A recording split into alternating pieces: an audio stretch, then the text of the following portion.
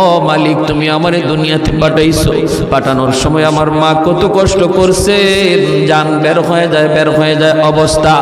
এরপরে আমি দুনিয়াতে আসলাম, এত কষ্ট আমি মাকে দিলাম, কিন্তু মার কোনো খেদমত আমি করতে পারলাম না, আমার মার ঋণ আমি শোধ করতে পারলাম না। আল্লাহ, আজ যদি তুমি আমাকে জান্নাতে দিতে চাও, আমার মা বাবা সারা জান্নাতে যাইব না, হয় আমার বাপ মার সাথে জাহান্নামে দিয়ে দাও, হয় আমাকে আমার বাপ মার সাথে জাহান্নামে দিয়ে দাও, নতুবা আমার সাথে আমার বাপ মারে জান্নাতে দিয়ে দাও। আমি আমার মা বাবা ছাড়া থাকবো না। আল্লাহ, তুমি আমার দুনিয়াতে পাঠাইছো, আমার মা আমার বাবা আমার উপর কি পরিমাণ ঋণ, আমি তো ঋণ শোধ করার সুযোগ পাই নাই, দিছো না। আজ হাসরের মাঠে যদি আমাকে জান্নাত দিতে হয়, বাপ মা ছাড়া জান্নাতে যাইবো না। রব্বুল আলামিন তখন বলে, বান্দারে, আমি আল্লাহর আদত হচ্ছে জাহান্নামীকে জান্নাতে দেওয়া, কিন্তু কোন জান্নাতীরে জাহান্নামে দেওয়া এটা আমার আদত না।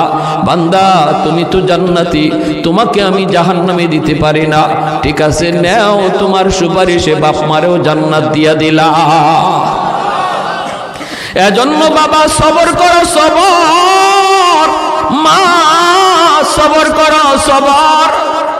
এই বাচ্চাটা তোমার জন্য জান্নাতে যাওয়ার উসিলা হবে, জান্নাতে যাওয়ার উসিলা হবে। শুধু মুখ দিয়া এমন কোন কথা বইল না যেই কথার কারণে ঈমান চলে যায়, আল্লাহ নারাজ হয়ে যায়, এমন কথা বইল না, এমন কথা বইল না। আল্লাহর দোহাই তুমি এমন কথা বইল না। মৃত্যু সংবাদ শুনছো, ইন্না লিল্লাহি ওয়া ইন্না ইলাইহি রাজিউন কয়া তুমি দোয়াটা পড়ো। এই দোয়ার অর্থই হলো, আল্লাহ শিখায়া দিয়েছে, বান্দারি, যখনই কোনো বিপদ মুসিবত তোমার আসবে, তখনই তুমি এই দোয়াটা পড়ো। মানুষের জীবনের সবচেয়ে বড় মুসিবত হলো মৃত্যু সংবাদ, এই জন্য এই দোয়াটা আমরা পড়ি। এর অর্থ হলো বান্দা, এর অর্থ হলো কি জানেন? আমি যখন বলি ইন্না লিল্লাহি ওয়া ইন্না ইলাইহি রাজিউন, এর অর্থই হলো, ভাইরে তুমি যাও, আমি তোমার পিছনে আসতেছি। বাবা যদি ছেলের মৃত্যুর সংবাদ পায়া কই ইন্না লিল্লাহ, আল্লাহ আমরা সবাই তোমার, বাবা তুমি যাও, আমরা সবাই এক পথের প্রতীক, তুমি আগে যাও, আমি তোমার পিছনে আসতেছি। কেউ থাকার জন্য আসি নাই রে আল্লাহর গোলাম, কেউ থাকতে আসি নাই, থাকবার চেষ্টা করেও থাকা যায় না, যেতেই হবে। এজন্য সন্তানের মৃত্যু সংবাদ শোনার পরও তুমি না শুকরিমূলক কথা বইল না, আপনজন প্রিয়জনের কোন মৃত্যু সংবাদ শুইল না শুকরিমূলক কথা বইল না। আইয়ুব আলাইহিস সালাম যখন তিনি তার তিনটা বিবির মৃত্যু সংবাদও পাইলেন, এরপরও তিনি একবারের জন্য না শুকরি করলেন না, আল্লাহর শুকরিয়া আদায় করেন। আল্লাহ পাক কয়, এরে ইবলিস, তাকায় দেখ আমার পয়গম্বর এত বড় বিপদেও আমি আল্লাহকে ভুলে না। ইবলিস কয়, মালিক জানোনি কেন? ইবলিস কয়, সম্পদ নিয়ে গেছো, রাজত্ব নিয়ে গেছো, ছেলে নিয়ে গেছো, বিবি নিয়ে গেছো, এরপরে তোমার কেন ডাকে জানোনি? কারণ হলো তারে তুমি এখনো সুস্থ রাখছো। কি কয়? সুস্থতার নিয়ামত তুমি দিয়া রাখছো, সুস্থ বানায় দেখো, তোমাকে ভুলে যাবে আর তোমার নাম নিবে না। আল্লাহ পাক রব্বুল আলামিন কয়, তাহলে তুই বুঝি দেখতে চাস? বলে দেখতে চাই। আল্লাহ পাক রব্বুল আলামিন এইবার আইয়ুব আলাইহিস সালামের শারীরিক অসুস্থতা আল্লাহ ফালায়া দিলেন। সারা শরীরের প্রতিটা পশমের গোড়ায় ফুসকা উঠে গেল, এই ফুসকার ভিতরে পোকা জন্ম নিল। সারা শরীরের এমন কোন পশমের গোড়া নাই যেই গোড়া দিয়ে ফুসকা উঠে নাই, একটা পোকা জন্ম নেয় নাই। সারা শরীরের মধ্যে দুর্গন্ধ ছড়াইতে লাগলো, শরীর পচে গেছে। আল্লাহর পয়গম্বর সাইয়্যিদুনা আইয়ুব আল্লাহর কাছে ডাক দিয়া কয়, মালিক সমস্ত শরীর যদি আমার পোকায় খায় আমার কোনো আপত্তি নাই, যদি তুমি খুশি থাকো আমিও খুশি, কিন্তু মালিক আমার জিহ্বাটা তুমি পোকা দিয়া খাওয়ায়ও না, কারণ এই জিহ্বা দিয়ে আমি সকাল সন্ধ্যা তোমাকে আল্লাহ কইয়া ডাক দেই। আমি তোমার আল্লাহ আল্লাহ কয়ে ডাকি, আমার কোনো কষ্ট লাগে না, নামের ভিতরে এত মজা, এত মজা, এত মজা। আল্লাহ পুরা দেহটাও যদি পোকায় খায় আমার জিহ্বাটা তুমি পোকা দিয়া খাওয়াও না। এই জিহ্বা দিয়া নবী আল্লাহকে ডাকে, আল্লাহকে ডাকে। মানুষেরা কয় ও রহিমা, তাড়াতাড়ি তাড়াতাড়ি করে তুমি স্বামী নিয়ে এলাকা ছেড়ে ভাগো, আমরা কেউ তার দুর্গন্ধে টিকতে পারি না। রহিমা তুমিও যদি পারো বাপের বাড়ি চলে যাও। আল্লাহর নবী সাইয়্যিদুনা আইয়ুব আলাইহিস সালামের বিবি রহিমা, তিনিও সাধারণ কোনো মহিলা ছিলেন না, তিনিও একজন বাদশাহী পরিবারের মেয়ে, তিনিও একজন নবী পরিবারের মেয়ে। হযরত ইউসুফ আলাইহিস সালামের ছেলের ঘরের নাতিন ছিলেন। অতএব যেমন ছিলেন সুন্দরী তেমন ছিলেন নবী পরিবারের কন্যা, আবার ছিল বাদশাহীও।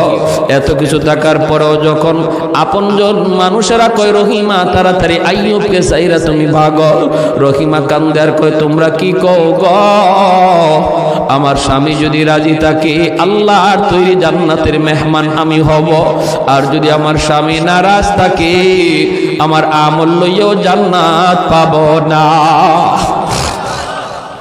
স্বামী যদি রাজি থাকে আল্লাহ পাক মহিলাকে জান্নাত দেয়। আল্লাহ নবী রহমতের নবী বলেন, কোন স্বামী যদি মারা যায় এই অবস্থায় সে তার স্ত্রীর উপরে খুশি ছিল, এই স্ত্রী মরতে দেরি আল্লাহর তৈরি জান্নাত পাইতে দেরি হবে না। অথবা কোন স্ত্রী যদি আগে মারা যায় আর স্বামী যদি তার উপরে সন্তুষ্ট থাকে, নবী বলেন মরতে দেরি জান্নাত পাইতে দেরি নাই। সুবহানাল্লাহ, জোরে কর। এজন্য মায়ার নবী দয়ার নবী বলেন, মহিলাদের জন্য নবী বলেন, মা বোনদের জন্য আমার নবী বলেন, চারটা জিনিসের হিসাব যদি কোনো মহিলা আল্লাহকে দিতে পারে আল্লাহ পাক তার জন্য জান্নাতের সবগুলি দরজা আল্লাহ ওপেন করে দিবে, আর বলবে যে কোনো জান্নাত দিয়া তুমি ঢুকো। আইয়ুমা ইমরাতিন ইদা সাল্লাত খামসাহা ওয়া সামাত শাহরাহা ওয়া হাফিজাত ফারজাহা ওয়া আতাআত বালাহা। বাইজিদ বুস্তামি রাহমাতুল্লাহি আলাইহি আল্লাহ জিজ্ঞেস করছিল ওনার ইন্তেকালের পর, একজন আল্লাহর ওলি স্বপ্নে দেখে, স্বপ্নে দেখে কো হুজুর কবরে কেমন আচরণ হইছে আপনার সাথে?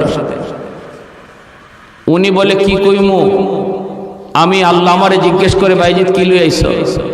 আমি কই আল্লাহ আমলের কথা কইয়া তো বাঁচা যাবে না, কারণ আমলের মধ্যে অনেক সমস্যা থাকতে পারে। নিয়ত যদি ভালো না থাকে আমল কবুল হবে না, আমল যদি সহি শুদ্ধভাবে না হয় নবীর তরিকায় না হয় তাহলেও কবুল হবে না। তো যাক আমলের কথা আর কই না। আল্লাহ যখন আমারে জিজ্ঞাসা বাইজিদ কি লই আইছো, তখন কই আল্লাহ ঈমানটা খাঁটি নির্ভেজাল ঈমান লই আইছি। আল্লাহ পাক রব্বুল আলামিন কয় বাইজিদ উযকুরুল লাইলাতাল লাবান, ঈমান তোমার নির্ভেজাল।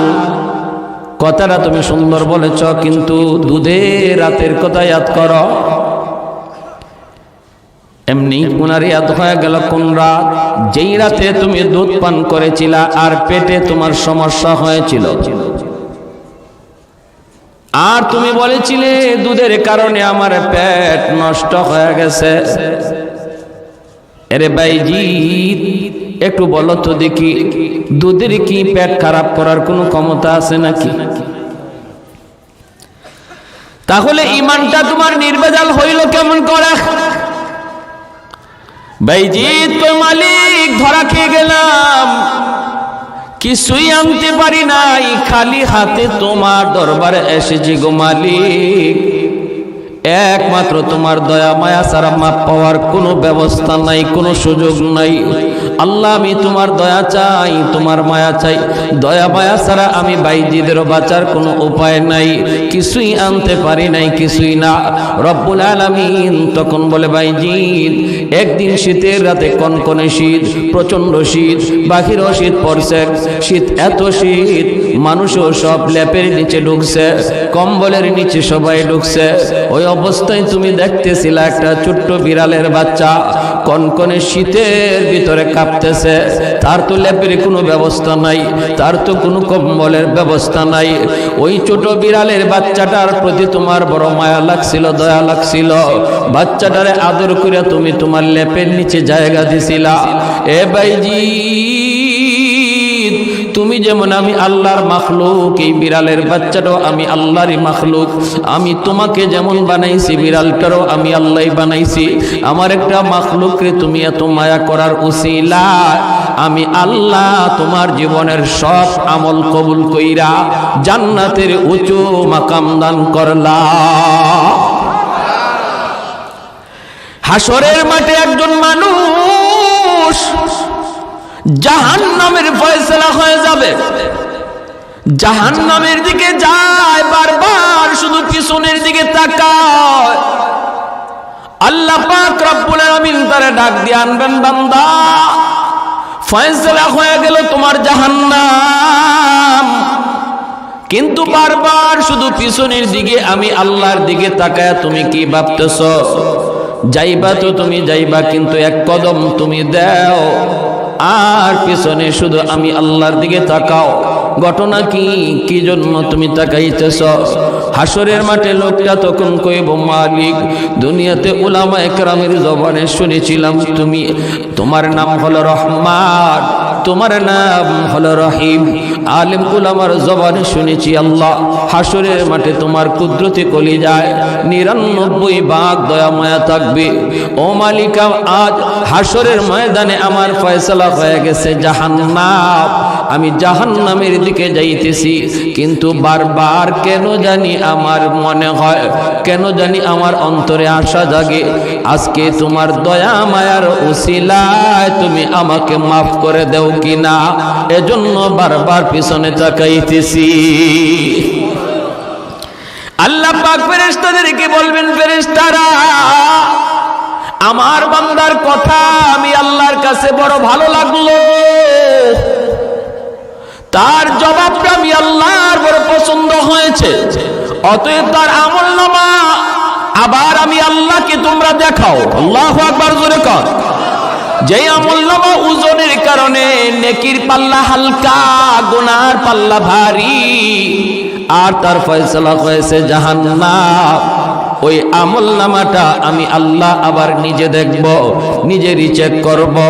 রব্বুল আলামিন তার আমলনামাটা নিজেই তিনি খুলবেন, খুইলে আল্লাহ পাক বলবে, বান্দারে ওই যে দেখা যায় আমলনামা আল্লাহ পাক ঘুরাইতেছে, কোন উসিলায় আল্লাহ তারে মাফ করবে আল্লাহ খুঁজতেছে, পাতা উল্টায় আর আল্লাহ উসিলা তালাশ করে।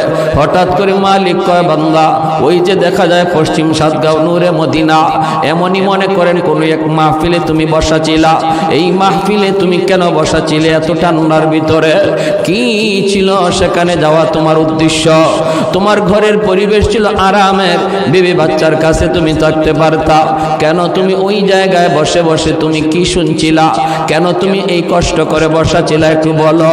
তখন কইব, মালিক দুনিয়ার কোনো উদ্দেশ্য ছিল না, ওই জায়গায় গেলে পরে আমারে কেউ 500-1000 টাকা দিবে এমনও ছিল না। আল্লাহ কষ্ট করে বসা ছিলাম তুমি মাওলাকে পাওয়ার জন্য, তোমার কাছে জান্নাত পাওয়ার জন্য। আল্লাহ শুধু তোমাকে খুশি করার জন্য আমি ওই জায়গায় গিয়েছিলাম, বসা ছিলাম। রব্বুল আলামিন বলবে, বান্দারে আমি আল্লাহর আদত হচ্ছে মাফ করে দেওয়া, কিন্তু আমার নিজাম হচ্ছে উসিলা ছাড়া মাফ করি না।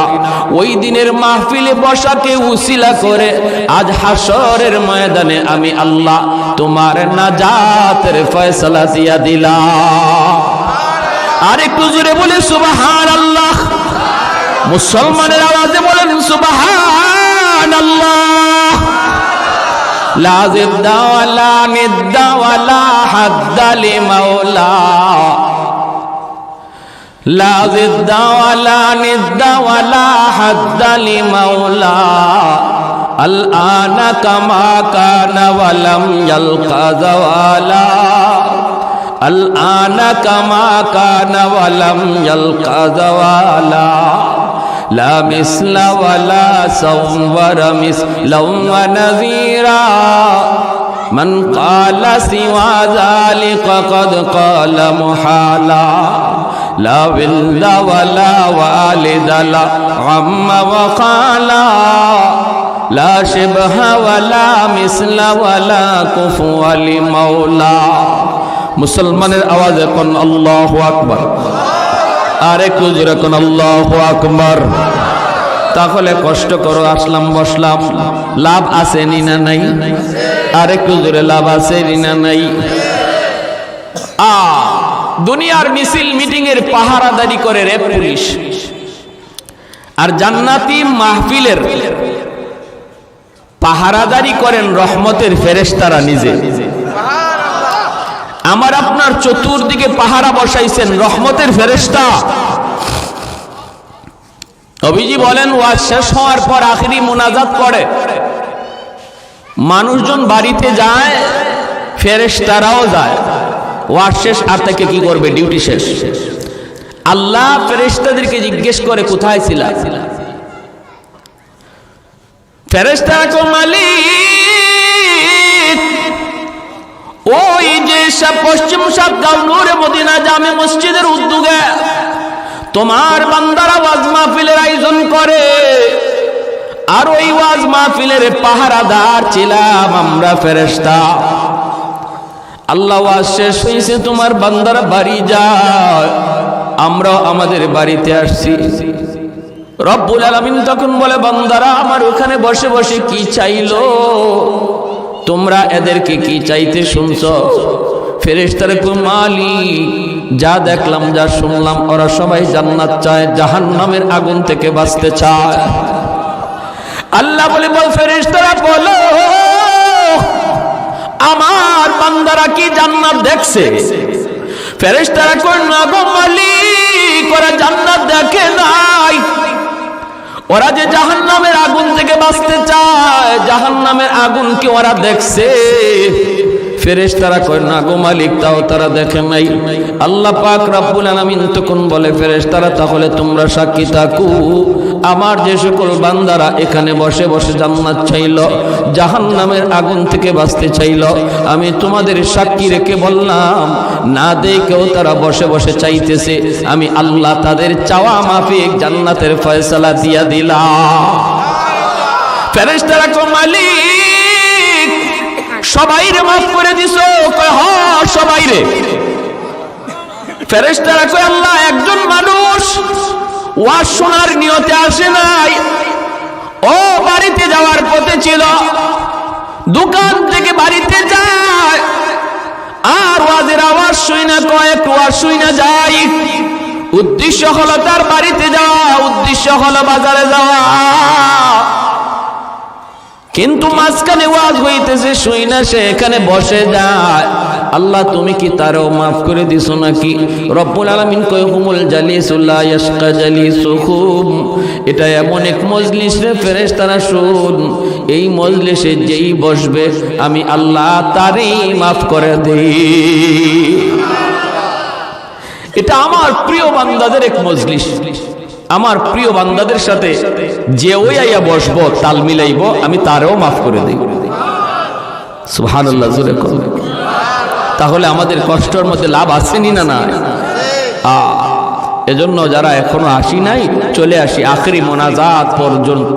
এই কষ্ট, এই শীত, জানি অনেক শীত পড়ছে, অনেক ঠান্ডা পড়ছে, কিন্তু কষ্টটার দ্বারা, কষ্ট করে যে কাজটা, যে আমলটা করা হয়, এটাই তো নাজাতের উসিলা হয়, ঠিক না?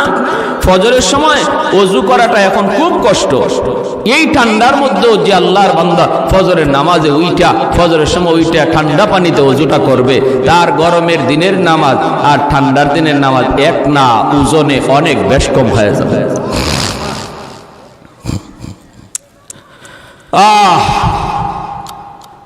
আমাদের সুখ দুঃখ, অভাব অনটন, বিপদ মুসিবত, সুস্থতা অসুস্থতা, সবকিছু দেওয়ার মালিককে। এই ইয়াকিন আছে তো নাকি নাই? সুখে থাকলে আল্লাহর প্রশংসা করব, দুঃখে পড়লেও প্রশংসা করব কার? গোলামি করব কার? যিনি সুখ দেয়, ইনি আবার দুঃখ দেয়, আবার যিনি দুঃখ দেয়, ইনি আবার দুঃখটা সরায় নাকি কোনো দয়াল বাবার ক্ষমতা আছে? হ্যাঁ, বিপদে পড়ে গেছেন, কোনো মানুষের ক্ষমতা আছে? অসুস্থ হয়ে গেছেন, সুস্থ করার ক্ষমতা কারো আছে? কার? আরো জোরে আল্লাহ।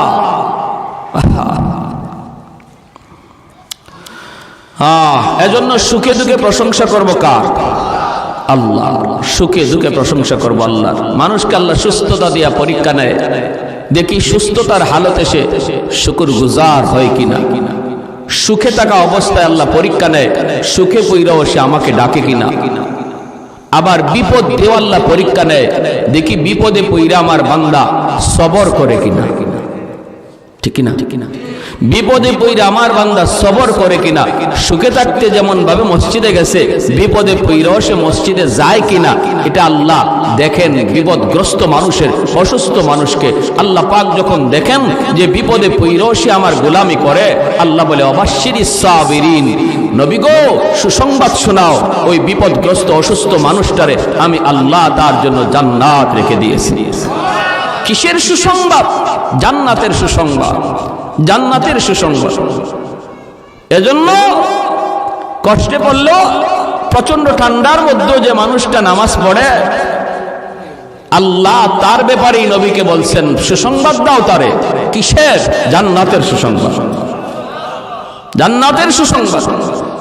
সে তার পরীক্ষায় পাস, পরীক্ষায় পাস। এই কনকনে শীতের মধ্যে আল্লাহর পরীক্ষা চলছে, দেখি আমার কোন বান্দা এই ঠান্ডার মধ্যে ওযু কইরা আমি আল্লাহর কদমে সেজদা দেয়। পরীক্ষা চলছে, কিছু মানুষ পরীক্ষায় পাস করবে আর কিছু মানুষ পরীক্ষায় ফেল করবে। আমাদের তো বোঝা লাগবে আগে যে আমরা কোন পরীক্ষার মধ্যে আছি, ঠিক কিনা ভাই? وَلَنَبْلُوَنَّكُمْ بِشَيْءٍ مِّنَ الْخَوْفِ وَالْجُوعِ وَنَقْصٍ مِّنَ الْأَمْوَالِ وَالْأَنفُسِ وَالثَّمَرَاتِ وَبَشِّرِ الصَّابِرِينَ।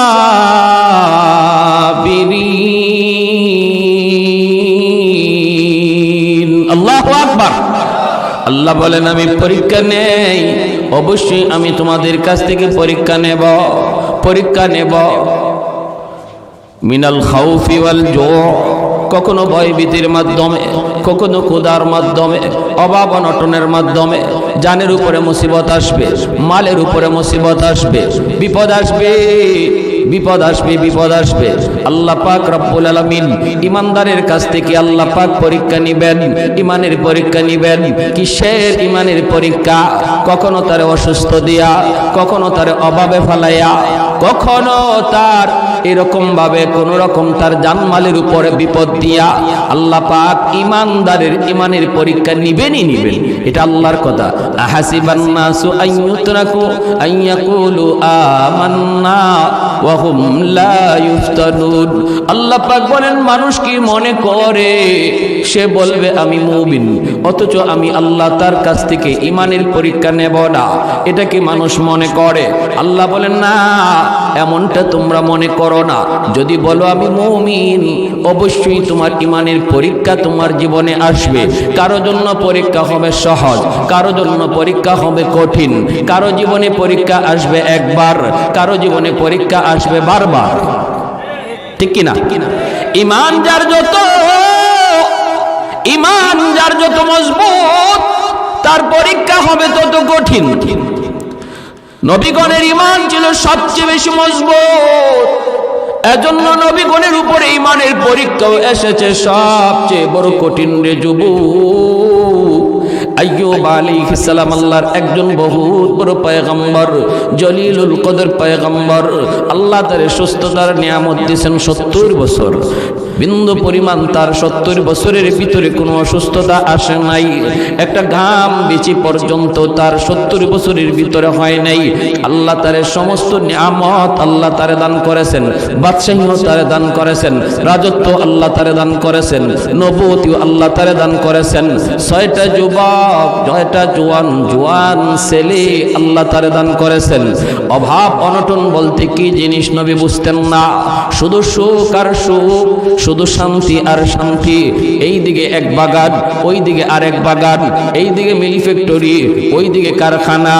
এইভাবে চতুর্মুখী সব ধরনের নিয়ামত আল্লাহ তারে দান করলেন। 4টা বিবি, অনেক সুন্দরী 4টা বিবিও আল্লাহ তারে দিলেন। এইভাবে চলছে, কিন্তু সুখে থাকা অবস্থায় নবী একটা মুহূর্তের জন্য আল্লাহকে ভুলেন না। আমাদের সমাজে কিছু মানুষ এমন পাওয়া যায়, বেশি সুখে পড়লে আল্লাহকে ভুলে যায়, ঠিক না? বেশি টাকার মালিক হলে পরে আল্ট্রা মডার্ন হয়ে যায়। আল্ট্রা মডার্ন, যত টাকা বেশি হয় তত কাপড় শর্ট হয়, ঠিক না? হ্যাঁ, যত টাকার মালিক হয় ততই শুধু বেলাইনে বেপথে চলে যায়। কোটি টাকার মালিকের পোলা পানলে দেখা যায় রাত 2টা বাজে 3টা বাজে মদ খায়া ঘরে ঢুকে, নেশা করে ঘরে ঢুকে। কারণ কি? কারণ হলো টাকা খরচ করার জায়গা তো পায় না, এজন্য শয়তান তারে ভিন্ন পথে চালায়। আল্লাহ পাক রব্বুল আলামিন বলে না, সুখে থাকা অবস্থায় আমার পয়গম্বর আমাকে একটা মুহূর্তের জন্য সে ভুলে না, আমার কদমে সে সেজদা দেয়। এইভাবে তিনি গোলামি করতেছেন। একবার ইবলিস ডাক দিয়া কয়, মালিক, তোমার পয়গম্বর আইয়ুব কেন তোমাকে এত ডাকে জানোনি? তোমার গোলামি কেন করে জানোনি? আল্লাহ বলে, কেন? কয়, খুব বেশি সুখে রাখছ, খুব বেশি আরামে রাখছ, অভাব বলতে কি জিনিস বুঝে না, এজন্যই সে তোমাকে ডাকে। ও মালিক, এজন্যই তোমাকে ডাকে, তোমার গোলামি করে, কারণ বিপদ কি জিনিস বুঝে না, অসুস্থতা কি জিনিস এখনো টের পায় না। আল্লাহ অভাব কি জিনিস তোমার নবী বুঝে না, এজন্য তোমার গোলামি করে, অভাবে ফালা দেখো, বিপদ তারে দিয়ে দেখো, তোমার গোলামি আর করবে না। যদি কঠিন থেকে কঠিন বিপদ তুমি দাও, আমি ইবলিস বলতেছি তোমার পয়গম্বর আইয়ুব গোলামি করবে দূরের কথা, তোমার নাম পর্যন্ত ভুলে যাবে। নাউজুবিল্লাহ। আরেকটু জোরে কন্যা নাউজুবিল্লাহ, আরেকটু জোরে কন্যা নাউজুবিল্লাহ। কে কয়? ইবলিস কয়। কি কয়? কয় বিপদে ফালায় দেখো, খুব সুখে আছে তো এজন্য তোমারে ডাকে, একটু বিপদে ফালায় দেখো না কদ্দূর তোমারে ডাকে। আমার তো মনে হয় নামও ভুলে যেতে পারে। ইবলিসের কামই তো হইল আমাদের ক্ষতি করা, ঠিক না? ইবলিসের কামই হলো মানব জাতির ক্ষতি করা, কারণ সে এটা আল্লাহর কাছে লইয়ে আইছে। কইছে যে মানুষের কারণে আজ আমি জাহান্নামী, আমি ছিলাম মুআল্লিমুল মালাইকা, ফেরেশতাদের উস্তাদ, সেখান থেকে আমি লানতের তখ্ত গলায় লইয়া আজকে জাহান্নামী হলাম এই মানুষের কারণে, এই আদমের কারণে। এই বনি আদম কেমন করে জান্নাতে যায়? আমি জান্নাতি মানুষে জাহান্নামী বানাইয়া এরা কেমনে জান্নাতি হয় আমি ইবলিসও দেখব। নাউজুবিল্লাহ, জোরে কোন। ইবলিসই চ্যালেঞ্জ করছে। আল্লাহ পাক রব্বুল আলামিন বলছে যে ঠিক আছে, তুই তোর চ্যালেঞ্জ দিয়া থাক, ইল্লা ইবাদাকা মিনহুমুল মুখলাসিন, কিন্তু আমার যেই সকল বান্দারা মুখলেস, যারা আমি আল্লাহকে ইয়াদ করে সব কাজ করে, যেখানে যায় সেখানে আমাকে সাথে রাখে, আমার ওই সকল বান্দারে তুই বিন্দু পরিমাণ ক্ষতি করতে পারবি না, ঠিক কিনা? দোকানে বৈশাও যে এই কথা ভাববে যে আমি মাপে কম দিতে পারি, কিন্তু কাস্টমাররে ফাঁকি দিলেও আল্লাহকে ফাঁকি দেওয়া যাবে না, এই মানুষটারে শয়তানে ক্ষতি করতে পারবে না। যে মানুষটা টেবিলে বৈশাও ভাববে যে আমি ঘুষের টাকা টেবিলের নিচ দিয়ে নিতে পারি, কেউ দেখবে না, দেখেন কে? আল্লাহ। যার অন্তরে এই ভয় আছে সে কখনো টেবিলের নিচ দিয়েও ঘুষ নিবে না। আল্লাহ বলে আমার ওই সকল বান্দাদের কোনো ক্ষতি করতে পারবে না। এই চ্যালেঞ্জ দিয়ে শয়তান আসছে। এজন্য শয়তান কয় আপনার নবী আইয়ুব ইনারে খুব আরামে রাখছো তো এজন্য তোমারে ডাকে, বিপদে ফেলায়া দেখো নাম ভুলে যাবে। আল্লাহ পাক রব্বুল আলামিন কয় ইবলিস তাহলে তুই বুঝি দেখতে চাস? কয় হ আমি দেখতে চাই। আল্লাহ বলে না না, আমার আইয়ুব বিপদে পড়লেও আমি আল্লাহকে ডাকবে। ইবলিস কয় না, বিপদে পড়লে ডাকবে না। আল্লাহ বলে তাহলে দেখ। এই বইলে আল্লাহ পাক রব্বুল আলামিনের পরীক্ষা শুরু হয়ে গেল আল্লাহর পয়গম্বর সাইয়্যিদুনা আইয়ুব আলাইহিস সালামের উপর। ভাইয়েরা বন্ধুরা, সর্বপ্রথম তার নিউজ আসলো তার মিল ফ্যাক্টরি গুলা ধ্বংস হয়ে যাচ্ছে, এই কারখানা ওই কারখানায় আগুন লাগছে। যখনই বিপদ কোনো খবর ওনার কানে আসতো, সাথে সাথে আল্লাহর পয়গম্বর আল্লাহর শুকরিয়া আদায় করত। সুবহানাল্লাহ। আল্লাহ পাক কয় ইবলিস দেখ আমার পয়গম্বর বিপদের সংবাদ পাইল, এরপরও দেখ আমি আল্লাহকে ভুলে না, আমাকে ভুলে না, না শুকরি করে না, না না এমন কোনো কথা কয় না যেই কথায় আমি আল্লাহ নারাজ হই। আমাদের কারো উপরে যখন বিপদ আসে তখন আমরা মাঝে মাঝে এমন কথা মুখ দিয়ে বের করি যেই কথার দ্বারা আল্লাহ নারাজ হয়ে যায়। কিছু মানুষ এমনও পাওয়া যায় কয় আল্লাহ বুঝি আমারে শুধু পাইল, আল্লাহ বুঝি আর কাউরে দেখে না। আমি নামাজ পড়ি, আমি রোজা রাখি, আমি দাড়ি টুপি নিয়ে চলি, বিপদ আমারে ছাড়ে না। এই লোকটায় নামাজ পড়ে না, রোজা রাখে না, এর দিক কোনো বিপদ আসে না, এত সুখে শান্তিতে আছে। তাহলে ঠিক আছে, আজ থেকে আমিও আর নামাজ পড়বো না। নাউজুবিল্লাহ। আমি সিলেট এক এলাকায়, আমার বাড়ি তো সিলেট, সিলেটে এক এলাকায় গেলাম, রানীগঞ্জ, জগন্নাথপুর, সুনামগঞ্জ, বয়ান করলাম। তো আমার বয়ানের শেষে মানুষের যারা কর্তৃপক্ষ কয় হুজুর ওই যে ঘরটা দেখতেছেন, এই ঘরের একটা লোক পাক্কা নামাজি আসছিল, পাক্কা নামাজি, দিনদার, মা মুসিবতে পড়ছে।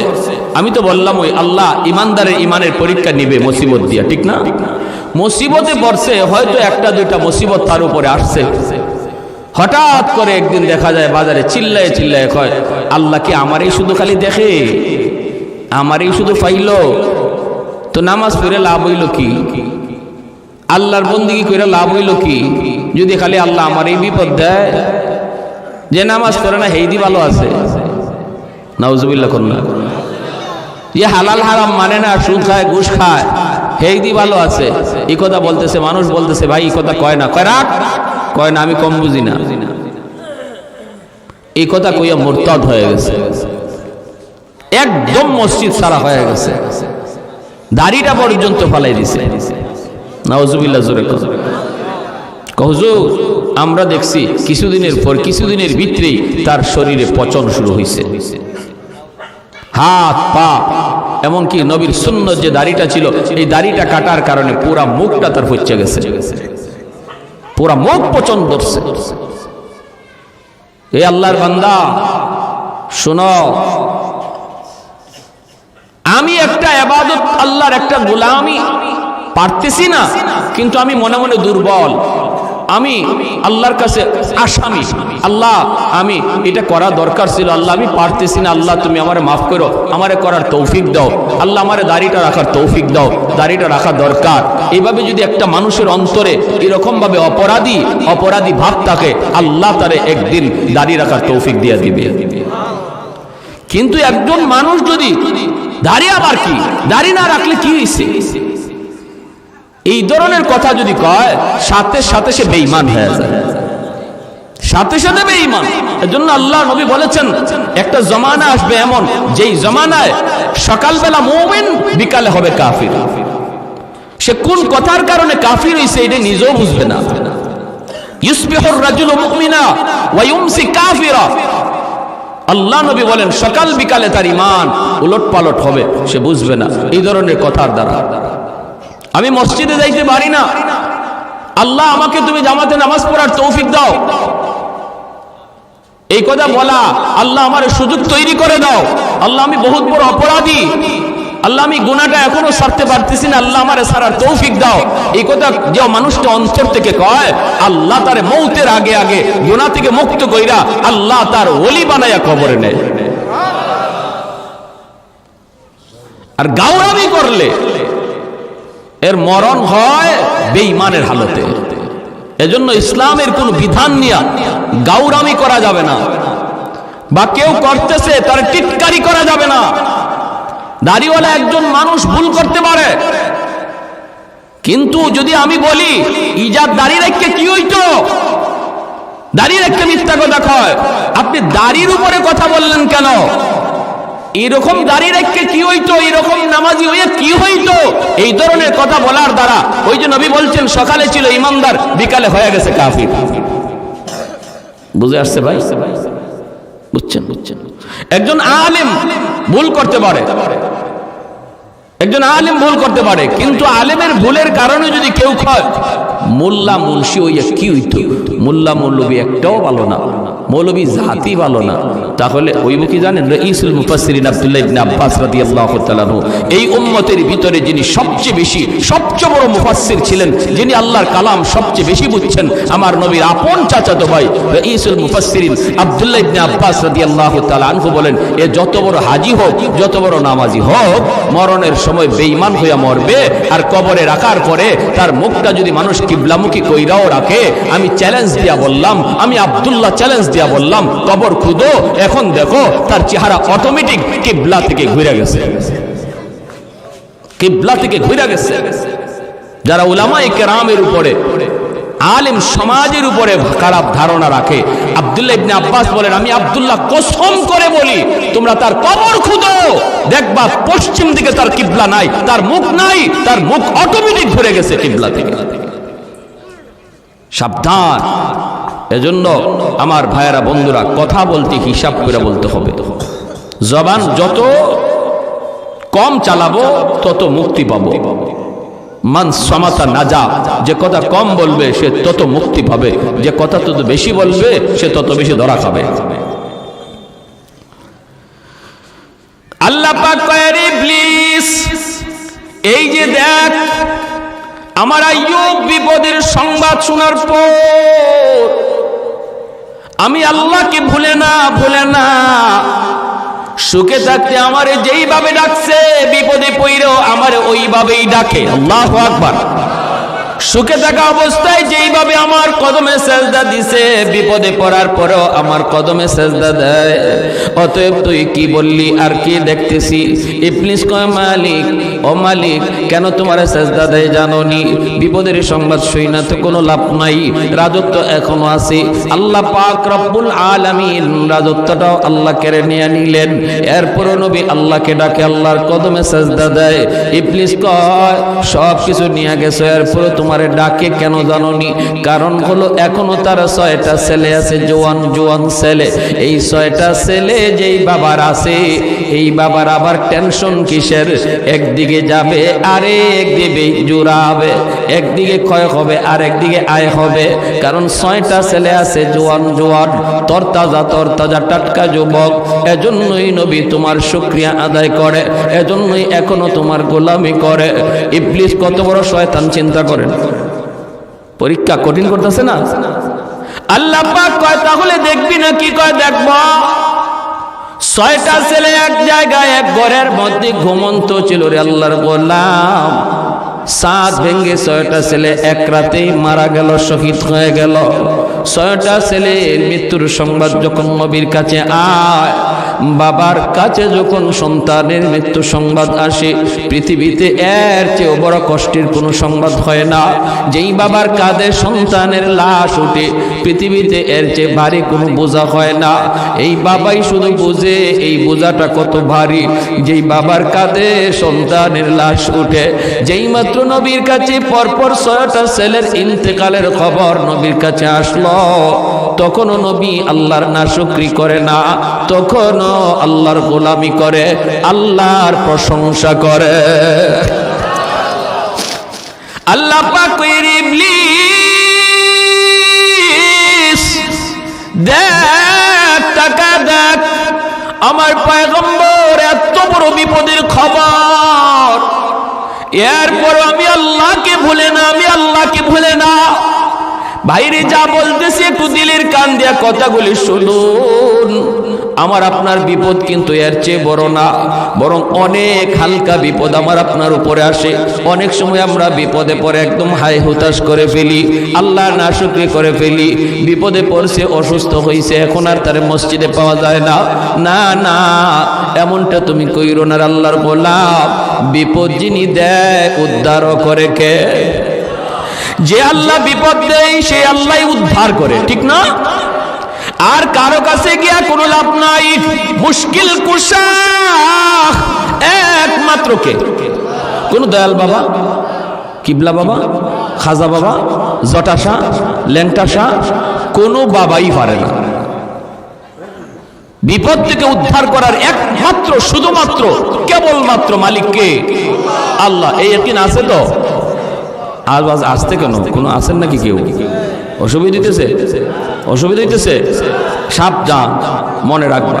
আমরা মায়ার নবী, রহমতের নবী রওজা শরীফ জিয়ারত করি। মদিনা শরীফ যারা গেছেন দেখবেন নবীজি রওজা শরীফ জিয়ারত করছেন, জিয়ারত করে আপনি মোনাজাত উঠাইছেন। এখন চাইতেছেন আপনি, বিপদ আপদ আছে, এগুলো আল্লাহর কাছে চাইবেন, হাত উঠাইছেন। আমাদের চোখের সামনে আমরা দেখছি নবীজি রওজার পাশে গিয়া নবীরে সালাম দিয়া জিয়ারত করে হাত উঠাই দিয়েছে রওজার দিকে।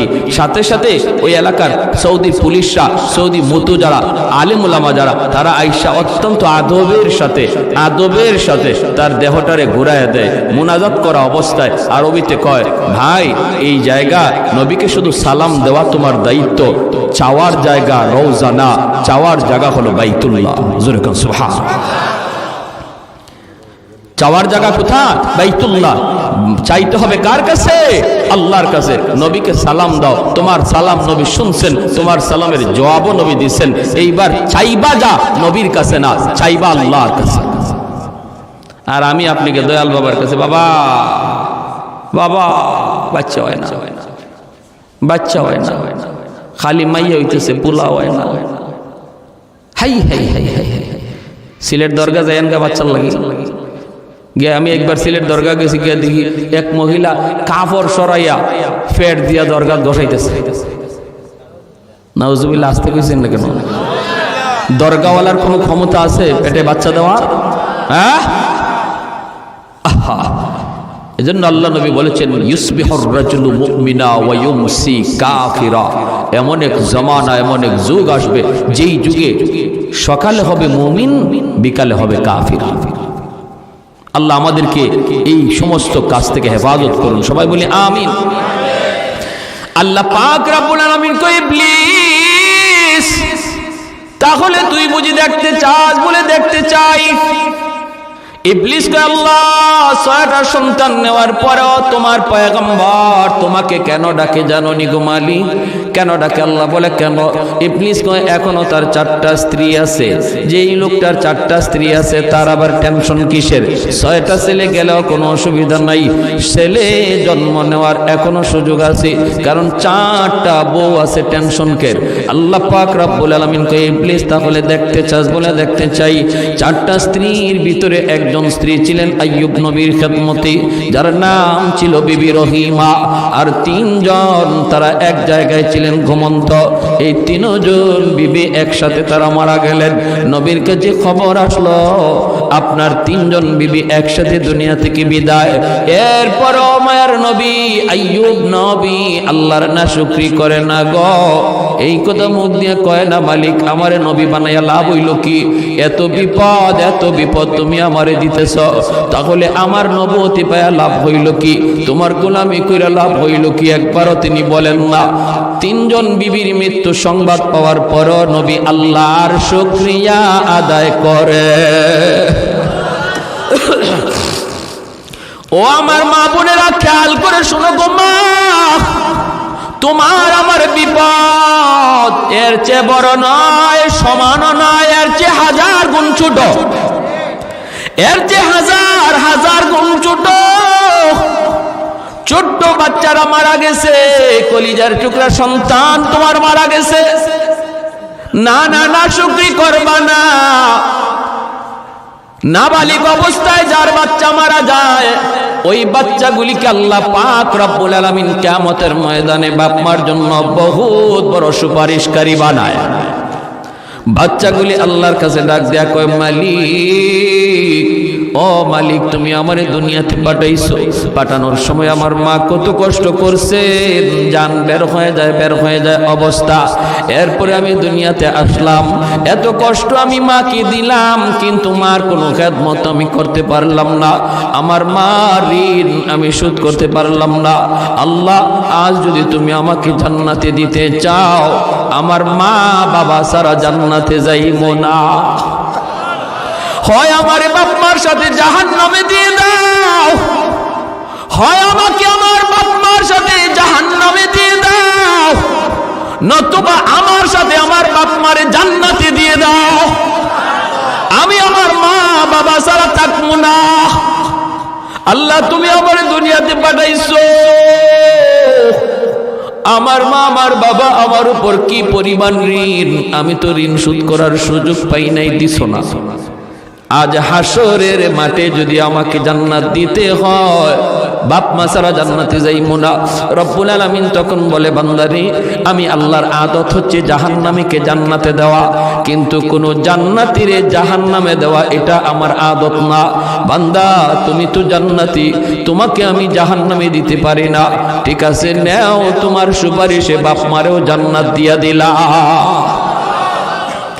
এজন্য বাবা সবর করো, সবর, মা সবর করো, সবর। এই বাচ্চাটা তোমার জন্য জান্নাতে যাওয়ার উসিলা হবে, জান্নাতে যাওয়ার উসিলা হবে। শুধু মুখ দিয়া এমন কোন কথা বইল না যেই কথার কারণে ঈমান চলে যায়, আল্লাহ নারাজ হয়ে যায়, এমন কথা বইল না, এমন কথা বইল না। আল্লাহর দোহাই তুমি এমন কথা বইল না। মৃত্যু সংবাদ শুনছো, ইন্না লিল্লাহি ওয়া ইন্না ইলাইহি রাজিউন কয়া তুমি দোয়াটা পড়ো। এই দোয়ার অর্থই হলো, আল্লাহ শিখায়া দিয়েছে বান্দারি, যখনই কোনো বিপদ মুসিবত তোমার আসবে তখনই তুমি এই দোয়াটা পড়ো। মানুষের জীবনের সবচেয়ে বড় মুসিবত হলো মৃত্যু সংবাদ, এই জন্য এই দোয়াটা আমরা পড়ি। এর অর্থ হলো বান্দা, এর অর্থ হলো কি জানেন? আমি যখন বলি ইন্না লিল্লাহি ওয়া ইন্না ইলাইহি রাজিউন, এর অর্থই হলো ভাইরে তুমি যাও, আমি তোমার পিছনে আসতেছি। বাবা যদি ছেলের মৃত্যুর সংবাদ পায়া কই ইন্না লিল্লাহ, আল্লাহ আমরা সবাই তোমার, বাবা তুমি যাও, আমরা সবাই এক পথের প্রতীক, তুমি আগে যাও, আমি তোমার পিছনে আসতেছি। কেউ থাকার জন্য আসি নাই রে আল্লাহর গোলাম, কেউ থাকতে আসি নাই, থাকবার চেষ্টা করেও থাকা যায় না, যেতেই হবে, যেতেই হবে। এজন্য সন্তানের মৃত্যু সংবাদ শোনার পরও তুমি না শুকরিমূলক কথা বইল না, আপনজন প্রিয়জনের কোন মৃত্যু সংবাদ শুইল না শুকরিমূলক কথা বইল না। আইয়ুব আলাইহিস সালাম যখন তিনি তার তিনটা বিবির মৃত্যু সংবাদও পাইলেন, এরপরও তিনি একবারের জন্য না শুকরি করলেন না, আল্লাহর শুকরিয়া আদায় করেন। আল্লাহ পাক কয়, এরে ইবলিস তাকায় দেখ, আমার পয়গম্বর এত বড় বিপদেও আমি আল্লাহকে ভুলে না। ইবলিস কয়, মালিক জানোনি কেন? কেন? ইবলিস কয়, সম্পদ নিয়ে গেছো, রাজত্ব নিয়ে গেছো, ছেলে নিয়ে গেছো, বিবি নিয়ে গেছো, এরপরে তোমারে কেন ডাকে জানোনি? কারণ হলো তারে তুমি এখনো সুস্থ রাখছো। কি কয়? এখনো তারে সুস্থতার নিয়ামত তুমি তারে দিয়া রাখছো। দেহটা তার পুরোপুরি সুস্থ, যার দুইটা হাত আছে সে কোনো গরিব না, যার দুইটা পা সুস্থ আছে সে গরিব না, সে গরিব হতে পারে না, অসহায় হতে পারে না। সুস্থ দুইটা হাত যার আছে সে কোনোদিন অসহায় না, ঠিক কিনা? জোরে কও। সুস্থতার নিয়ামত তুমি দিয়া রাখছো, সুস্থ বানায় দেখো, তোমাকে ভুলে যাবে আর তোমার নাম নিবে না। আল্লাহ পাক রব্বুল আলামিন কয়, তাহলে তুই বুঝি দেখতে চাস? বলে দেখতে চাই। আল্লাহ পাক রব্বুল আলামিন এইবার আইয়ুব আলাইহিস সালামের শারীরিক অসুস্থতা আল্লাহ ফালায়া দিলেন। সারা শরীরের প্রতিটা পশমের গোড়া গোড়ায় ফুসকা উঠে গেল। এই ফুসকার ভিতরে পোকা জন্ম নিল। সারা শরীরের এমন কোনো পশমের গোড়া নাই যেই গোড়া দিয়া ফুসকা উঠে নাই, একটা পোকা জন্ম নেয় নাই। সারা শরীরের মধ্যে দুর্গন্ধ ছড়াইতে লাগলো, শরীর পচে গেছে। আল্লাহর পয়গম্বর সাইয়্যিদুনা আইয়ুব আল্লাহর কাছে ডাক দেয়া কয়, মালিক, সমস্ত শরীর যদি আমার পোকায় খায় আমার কোনো আপত্তি নাই, যদি তুমি খুশি থাকো আমিও খুশি, কিন্তু মালিক আমার জিহ্বাটা তুমি পোকা দিয়া খাওয়ায়ও না, কারণ এই জিহ্বা দিয়ে আমি সকাল সন্ধ্যা তোমাকে আল্লাহ কইয়া ডাক দেই। আমি তোমার আল্লাহ আল্লাহ কয়ে ডাকি, আমার কোনো কষ্ট লাগে না। নামের ভিতরে এত মজা, এত মজা, এত মজা। আল্লাহ পুরা দেহটাও যদি পোকায় খায় আমার জিহ্বাটা তুমি পোকা দিয়া খাওয়াও না। এই জিহ্বা দিয়া নবী আল্লাহকে ডাকে, আল্লাহকে ডাকে। মানুষেরা কয়, ও রহিমা, তাড়াতাড়ি তাড়াতাড়ি করে তুমি স্বামী নিয়ে এলাকা ছেড়ে ভাগো, আমরা কেউ তার দুর্গন্ধে টিকতে পারি না। রহিমা, তুমিও যদি পারো বাপের বাড়ি চলে যাও।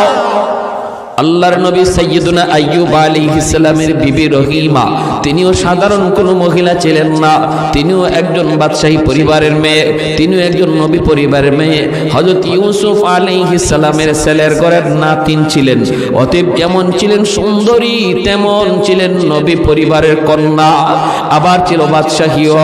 এত কিছু থাকার পরেও যখন আপনজন মানুষেরা কয়, রহিমা তাড়াতাড়ি আইয়ুবকে চাইরা তুমি ভাগো, রহিমা কান্দে আর কয়, তোমরা কি কও গো?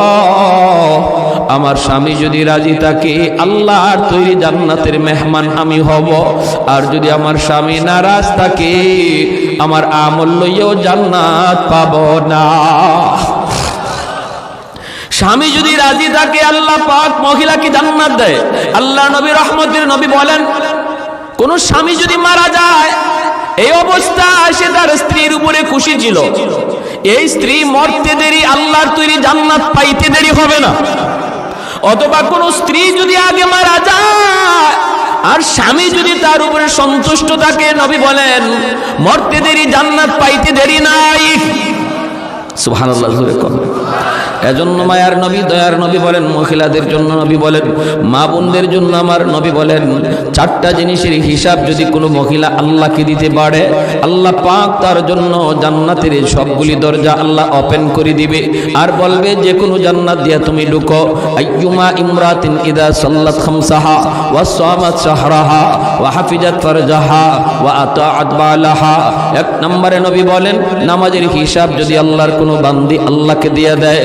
দুই নম্বরে রোজার হিসাব যদি আল্লাহকে দিয়া দেয়। তিন নম্বর হলো সে তার সতীত্ব যদি হেফাজত করে, পর্দা যদি শরীফ পর্দা মাইনা চলে। চার নম্বর হলো যদি সে স্বামীর খুশি রাখে, স্বামীর কথা মতো চলে। মায়ার নবী দয়ার নবী বলেন, এই মহিলা জান্নাতের যে কোনো দরজা দিয়ে ঢুকবে, কেউ তারে বাধা দিবে না। এজন্যই মায়ার নবী বলে, মহিলাদের জন্য জান্নাতে যাওয়া সহজ, পুরুষের তুলনায় মহিলাদের জন্য জান্নাতে যাওয়া সহজ, কারণ মহিলাদের হিসাব হলো কম, মাত্র 4 কাজের হিসাব। একজন পুরুষের 4 কাজের হিসাব শুধু নয়, অনেকগুলি হিসাব একজন পুরুষকে দেওয়া লাগবে। কেমনে তুমি সংসার চালাইছো, কেমনে আয় করছো, কেমনে ব্যয় করছো, সমাজের মানুষের সাথে কেমনে চলছো, প্রতিবেশীর হক তুমি আদায় করলা কিনা, জুম্মার নামাজে গেছো কিনা, জিহাদের ডাক আসলে জিহাদে গেলা কিনা। হিসাব কিতাব অনেকগুলি দেওয়া লাগবে, অনেক পুরুষকে দেওয়া লাগবে, কিন্তু মহিলার উপরে এত কোনো প্রশ্ন নাই।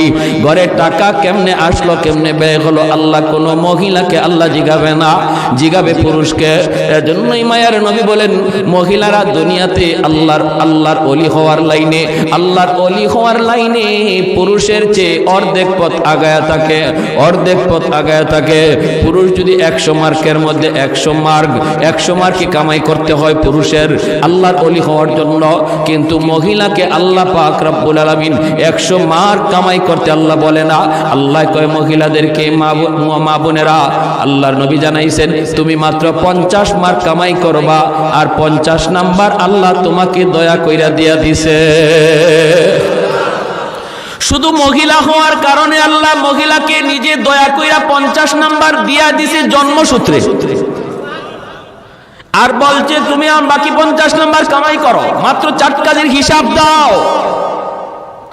এরপর নবী বলেন জাহান্নামে আমি মহিলাদেরকে বেশি দেখেছি। জান্নাতে যাওয়া মহিলাদের জন্য সহজ, এরপর নবী কয় মেরাজের রজনীতে আমি জাহান্নামে মহিলাদের সংখ্যা বেশি দেখছি।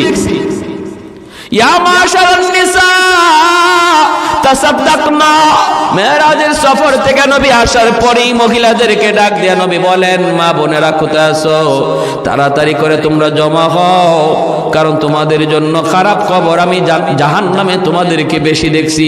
অতএব তোমরা বেশি বেশি করে আল্লাহর রাস্তায় দান করো। আল্লাহর রাস্তায় মা বোনদেরকে মায়ার নবী বলছেন তাসাদদাকনা, তোমরা বেশি বেশি করে দান করো, আল্লাহর গুসা থামাও। আল্লাহর রাস্তায় দান করলে আল্লাহর গুসা থেমে যায়, আল্লাহর রাগ থেমে যায়, আল্লাহর গুসার মধ্যে পানি ঢালা হয় যদি কেউ আল্লাহর রাস্তায় দান করে। এজন্য নবী কয় মহিলারা বেশি বেশি করে দান করো। শাড়ি তোমার 5টা আছে, একটা শাড়ি গরিবরে দিয়া দাও। নামাজ পড়তে পারে না আল্লাহর এক বান্দি, কাপড় নাই, তোমার তো 5টা 6টা ব্রিফকেসের ভিতরে এমনি পড়ে আছে আল্লাহর বান্দি, ঈদে আর শাড়ি কেনার দরকার নাই, ঈদের দিনে ব্রিফকেস কইলা নতুন শাড়িটা একজন গরিবকে দান করো। নবী বলেন এইভাবে মা বোনরা যদি দান সদকা বাড়ায়, আমি নবী বললাম তার আর জাহান্নামে যাওয়া লাগবে না, আল্লাহ জান্নাতের মেহমান বানাবে। ঠিক কিনা? রহিমা তুমি চলে যাও। তিনি বলেন না, তোমাদের নাকে দুর্গন্ধ লাগলো, আমার স্বামীর গায়ের দুর্গন্ধ আমার নাকে লাগে না, আমি দুর্গন্ধ টের পাই না। আমার স্বামীর খেদমত ছেড়ে আমি কোথাও যাব না। ও আমার মা বোনেরা একটু খেয়াল করে শোনো, স্বামীর খেদমত কেমনে করতে হয়। স্বামীরে খুশি করার দ্বারা আল্লাহ তোমার উপর খুশি হয়। আল্লাহু আকবার জোরে কর। কিন্তু সেটা হালাল পথে, হারাম পথে নয়। স্বামী যদি কয় মার্কেটে চলো বোরকা সারা, এটা তুমি স্বামীর সাথে প্রোডাকশন করো, তুমি কইরো স্বামী গো বোরকা সারা বেপরদায় আমাকে তুমি বের কইরো না। স্বামী যদি কয় আমার দোস্ত আইছে তুমি চাল হয়ে যাও, তুমি পরিষ্কার বইলা দিও স্বামী গো তোমার দোস্তের সামনে যাওয়া আমার জন্য হারাম। ঠিক না? শহরে আছে, গ্রামে একটু কম, শহরে তো ও আল্লাহ দোস্ত যদি আয়, ফ্রেন্ড যদি আয়, তাহলে ম্যাডাম গে সাদে। হাই হাই, এই সমস্ত পুরুষদের রুচি, এটা যে কি পরিমাণ ফসা হইছে, এরা যে কেমন ফসা আর দুর্গন্ধ এদের রুচির মধ্যে। নিজের বউটারে যখন পরপুরুষের সামনে ইচ্ছা করে পাঠায়, অবাক লাগে। বের হইছে নিজের স্ত্রীরে বেপরদায় লইয়া বের হইছে, তার ভালো লাগে, তার স্ত্রীরে দেখিয়া আরো 10 জনে কইতেছে ও খুব সুন্দর, তার ভালো লাগে। এই ধরনের মানুষ এর রুচি ভালো না ফসা? জোরে কম। এটা গান্দা, এটা এই রুচিটা কি? এটা গান্দা রুচি। আমার স্ত্রীকে নিয়ে কেউ ভাববে, আমার মেয়েটারে নিয়ে কেউ কল্পনা করবে, আর আমার কাছে ভালো লাগবে, এই যদি হয় কোনো বাবার অথবা কোনো স্বামীর ইচ্ছা, তাহলে বলতে হবে যে এর রুচি শুধু ফসানা, গান্দা রুচি, দুর্গন্ধ দর্শে। এবং হাসরের মাঠে আল্লাহর আদালতে সে যত বড় হাজি হোক, যত বড় নামাজি হোক, আল্লাহর আদালতে সে ধরা খেয়ে যাবে তার স্ত্রীকে বেপরদায় চালানোর কারণে, মেয়েকে বেপরদায় চালানোর কারণে, অধীনস্থ বোনকে বেপরদায় চালানোর কারণে। এই ভাই, এই বাবা, এই স্বামী আল্লাহর আদালতে কাঠগড়ায় দাঁড়াবে। আল্লাহ বলবে তোমার নামাজ লইয়া তো তুমি জান্নাতে যাওয়ারই কথা, আগে স্ত্রীর হিসাব দাও, স্ত্রীরটাও তোমার হিসাব দিতে হবে। মেয়ের হিসাবটা আগে বুঝাও, বোনের হিসাবটা আগে বুঝাও, এরপরে তোমার হজ লইয়া, তোমার নামাজ লইয়া তুমি জান্নাতে যাও। সম্ভব? হ্যাঁ? এজন্য ঘরের মেয়ে, ঘরের স্ত্রী, ঘরের বোনদের পর্দার মধ্যে রাখা দরকার, আছে নি না নাই? আসেনি না নাই? আল্লাহ নবী রহমতের নবী বলেন, সালাসাতুন কাদ হারামাল্লাহু আলাইহিমুল জান্নাহ মুদমিনুল খাম ওয়াল আক ওয়াদ দাইয়ুস আল্লাযী ইউকিরু ফি আহলিহিল খুবুস। তিন ব্যক্তির জন্য জান্নাত হারাম, জান্নাত হারাম হয়ে যায় তিন ব্যক্তির জন্য। মুদমিনুল খাম, যে মদ খায়, ওয়াল আক, যে বাপ মার অবাধ্য, তার জন্য জান্নাত হারাম। তিন নম্বরে নবী বলেন ওয়াদ দাইয়ুস আল্লাযী ইউকিরু ফি আহলিহিল খুবুস, ওই পুরুষ যে পুরুষ তার ঘরে ইসলাম বিরোধী কাজ হইতেছে দেখার পরেও বাধা দেয় না।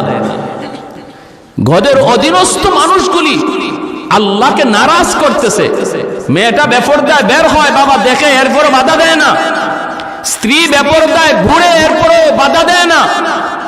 ঘরের মধ্যে নাচ গান চলে, ঘরের মধ্যে আল্লাহকে নারাজ করার অনুষ্ঠান চলে, এরপরেও যে অভিভাবক বাধা দেয় না, নবী বলেন সে পুরুষ দাইয়ুস, সে হলো পুরুষ দাইয়ুস, তার জন্য জান্নাত হারাম।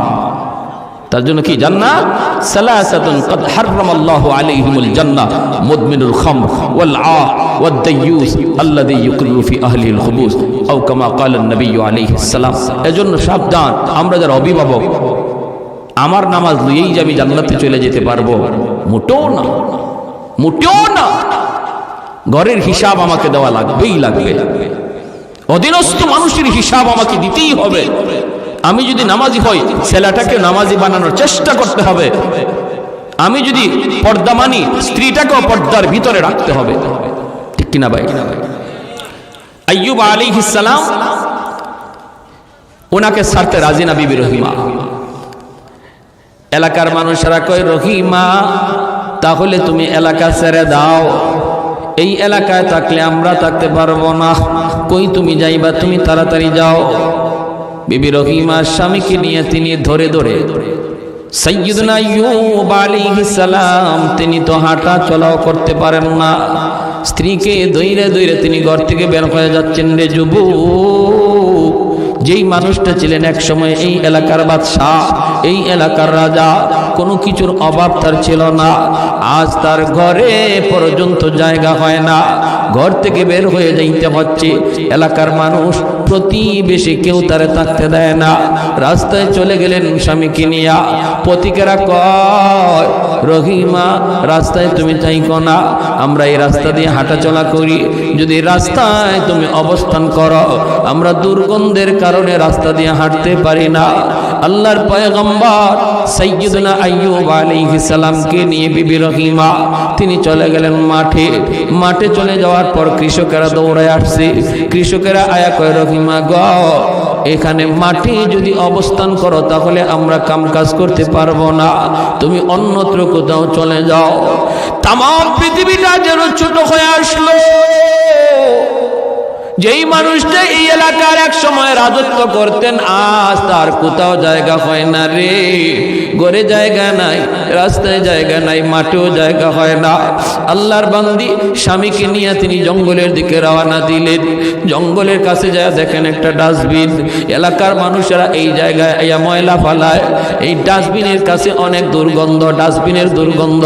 বিবি রহিমা মনে মনে ভাবতেছে, স্বামী গ, ও স্বামী, কোথাও তো জায়গা হয় না, কেউ থাকতে দেয় না, বসতে দেয় না। আমার তো মন বলে এই ডাস্টবিনের কাছে আমরা থাকার অবস্থান করি, কারণ এই জায়গা দিয়া ডাস্টবিনের দুর্গন্ধের কারণে কেউ আসে না, কেউ যায় না। অতএব যদি আমরা এই জায়গায় অবস্থান করি, কেউ সরাবে না। স্বামীকে নিয়ে ডাস্টবিনের কাছে তিনি থাকার ব্যবস্থা করলেন, এই জায়গায় তিনি থাকবার ব্যবস্থা করলেন। স্বামী তিনি তো আল্লাহর পয়গম্বর, তিনি তো শুয়ে থাকেন। এরকম কোন রকম একটা ঝুপড়ির মতো বানাইয়া স্বামীকে নিয়ে তিনি এই জায়গায় থাকেন। ভাইয়েরা বন্ধুরা, দিনের বেলা মানুষের এলাকায় যায় তিনি কাজ করেন, কাজের বিনিময়ে তিনি কিছু খাবার সংগ্রহ করেন স্বামীর জন্য। এলাকার মধ্যে যান, কাম কাজ কইরা কিছু খানা হালুয়া পাকায় স্বামীকে খাওয়ার, চামচ দিয়া খাওয়াইতে পারেন না। চামচটা যদি টুটে লাগে পয়গম্বর চিৎকার করে হাওমা করে কান্দা উঠে, কারণ টুটটা পর্যন্ত নাই, পোকায় খায়া শেষ করে ফেলছে। দাঁতের জামিটা পর্যন্ত নাই, পোকায় খায়া শেষ করে ফেলছে। যদি চামচ দিয়া খাওয়ান তাহলে ব্যথা পান, ব্যথা পান। হাতও তিনি লাগাইতে পারেন না। একদিন হাত লাগাইছেন, আঙ্গুলের নখটা যেই মাত্র এই জামির মধ্যে লাগছে, নবী চিৎকার করে উঠছেন। সাথে সাথে বিবি রহিমা চোখ দিয়ে পানি ধরা কান্দের, কই স্বামী গো কেমনে খাওয়াবো গো স্বামী। এই বইলাই তিনি তার জিহ্বাটা বের করলেন।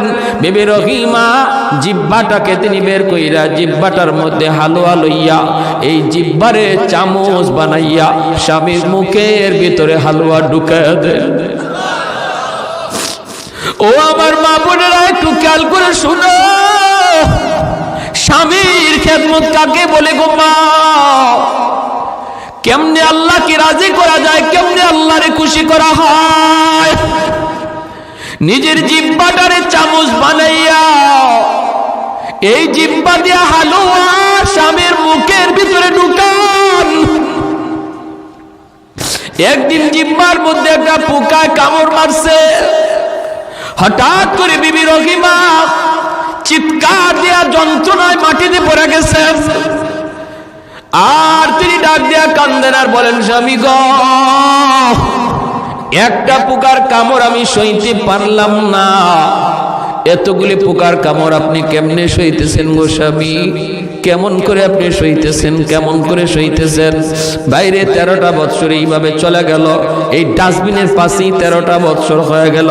13 বৎসরের মাথায় যখন পোকায় তার জিহ্বার মধ্যে কামড় মারল, তখন তিনি আল্লাহর কাছে বলতেছেন, স্বামী গো ও স্বামী 13টা বৎসর হয়ে গেছে তুমি এইরকম অসুস্থ, আমিও মানুষের বাড়ি থেকে কাম কইরা কইরা তোমার খানার ব্যবস্থা করি, এমন পোকা যন্ত্রণা, পোকার কামড় শোয়া যায় না। ও স্বামী একটু আল্লাহর কাছে বলো না, আল্লাহ যেন তোমার এই বিপদ দূর করে, আল্লাহ যেন তোমার সুস্থ করে দেয়।